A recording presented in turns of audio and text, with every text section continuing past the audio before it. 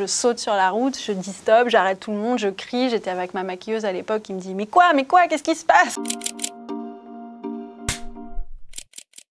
Depuis que je suis toute petite, on m'appelle Brigitte Bardot. Dans la cour d'école, des gens m'appelaient Brigitte Bardot. Je supportais pas qu'on fasse du mal, qu'on écrase les fourmis ou n'importe quel insecte, qu'on joue avec les vers de terre à tirer dessus, enfin voilà. Et quand je suis arrivée à Paris, donc après la Starac, voilà, j'ai 19 ans, 20 ans, je prends mon premier appart sur Paris. Et très très vite, je suis rattrapée par ma passion, un peu malgré moi.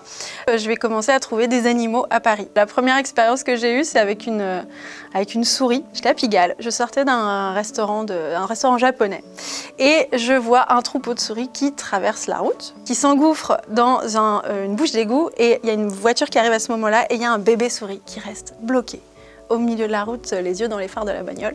Et au moment où je réalise qu'en fait il reste un des membres de cette famille, bah oui, le réflexe c'est je saute sur la route, je dis stop, j'arrête tout le monde, je crie. J'étais avec ma maquilleuse à l'époque qui me dit mais quoi, qu'est-ce qui se passe? Et donc j'arrête la voiture, je ramasse ce petit être tout tremblant et j'essaye de retrouver sa famille mais qui s'est barrée. Je savais pas du tout quoi en faire.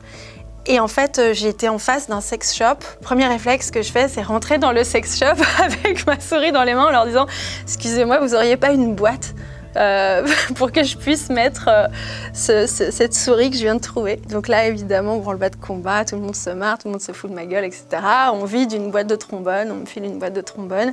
Et donc, je mets ma petite souris dans la petite boîte, je repars avec elle. Et ce sera donc mon premier animal récupéré à Paris que j'ai appelé Sushi. Il y a un autre animal que j'ai sauvé, que j'ai récupéré un soir, c'est un chien, et c'est un chien que j'ai appelé Walpi. C'est une apparition aussi, en fait, je rentrais de soirée très tard dans la nuit, j'étais avec un pote, j'étais dans ma voiture, j'arrive dans ma rue et là il y a cette bête qui me traverse devant les roues et je pile comme ça et je vois un chien qui a l'air d'être perdu, en détresse, en tout cas qui est en très mauvais état.